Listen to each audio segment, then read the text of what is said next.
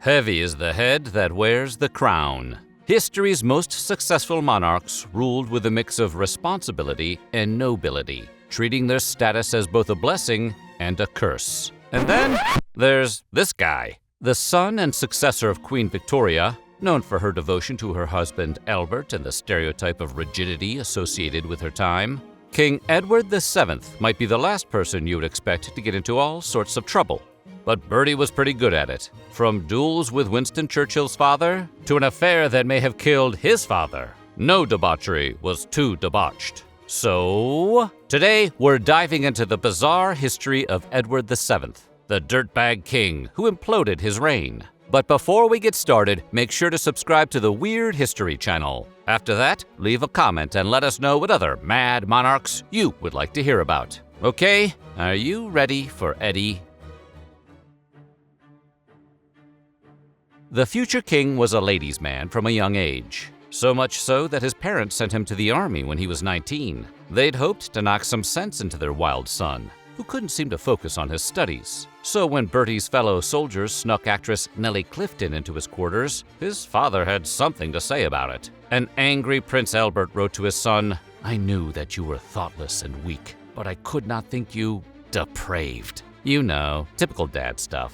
When Albert died of typhoid fever only a few weeks later, a distraught Queen Victoria blamed her son, saying that Albert died of a broken heart caused by Bertie's behavior. If this story was about anyone else, maybe the young Bertie would have straightened up and flown right. That is not what happened. His father's passing only made his wild tendencies more extreme.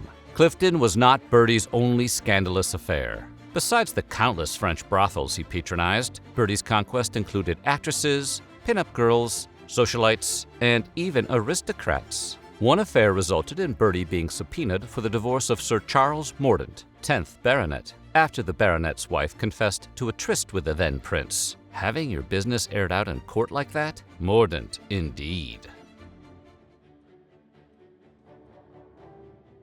King Edward VII of England, also known as Bertie, was the son of Queen Victoria and the most epic playboy of his time. He was a regular Casanova, seducing women left and right. He even had special furniture made, a chaise de volupté, so he could rendezvous with numerous women at once. Today, we call those waterbeds. Of course, ultimate playboys have the best and most unique ways to engage in their particular depraved behaviors, and the future King Edward VII was no exception. Bertie had his own room at the famous Parisian brothel Le Chabanais, and in this room sat a copper bathtub decorated with creatures that were half swan and half women, like a swan centaur. Swantor? You get it. Bertie was known to enjoy bathing in the tub after filling it with champagne and women. We do not envy the person who was required by law to clean that bathtub, but we can't deny that the king was creative. In addition to a swan tub, Bertie had another piece of interesting furniture, a love seat. No, literally, a siège de mort, or love chair. This chair was commissioned directly by Bertie and was made to both accommodate his weight, which was so high later in life that his wife eventually nicknamed him Tum Tum, and his desire to entertain several women at once without having to put in much effort. And nothing is more of a turn-on than saying, "I'm not gonna try at all, girl." The chair was designed with 2 brocade seats and 2 sets of bronze stirrups, and the setup has confounded modern researchers, to say the least. History professor Richard Thompson said, "Goodness knows how it was to be used. One looks at it and raises one's eyebrows." We could probably venture a few guesses, Professor. It might be hard to believe that a man with so many lovers could stick to one woman for 2 decades, but Alice Kepple was Bertie's main mistress for a solid 20 years, the affair only ending with Bertie's death. Kepple was quite popular with the public, and some claimed she made the king more pleasant to be around. She was so important that she was even let in to see Bertie on his deathbed, the only mistress of the king allowed to do so.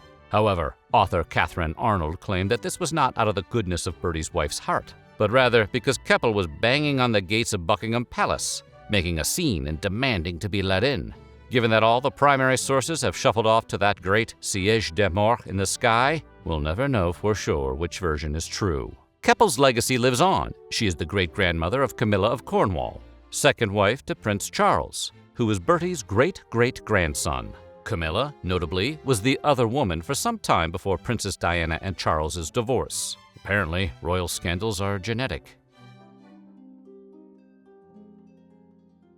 Bertie really got around in France, bedding the most famous actresses, aristocrats, and escorts in Paris, frequently in his favored bordello with that favored champagne tub. One of his nicknames he earned as he made his way through the arrondissement was Edward the Caresser. Catchy. Bertie's reputation was so well known that when he toured Europe, women would proposition him. However, Bertie always preferred the grandiose Parisian brothels where he could bathe in champagne and gaze upon his own coat of arms, which decorated the expensive room he acquired at Le Chabanais. It's a bit like having a portrait of yourself hanging over the bed.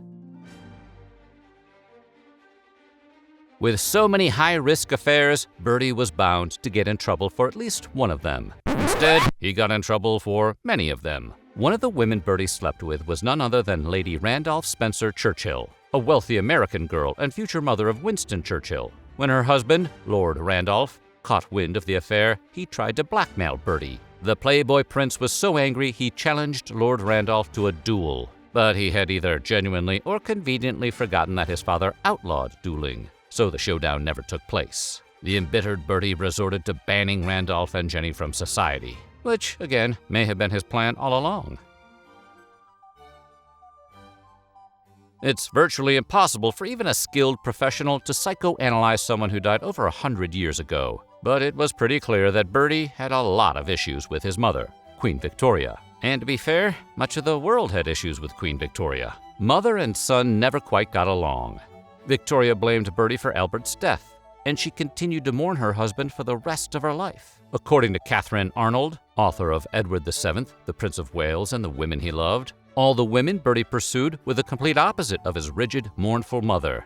They were warm, generous, lively, nothing like the woman who spent most of her life grieving for her husband. However, Victoria never really liked Bertie even before Albert's death. After finding out about his first affair, she wrote, "Oh, that boy. I never can or shall look at him again without a shudder." In other words, she probably didn't buy him that love chair.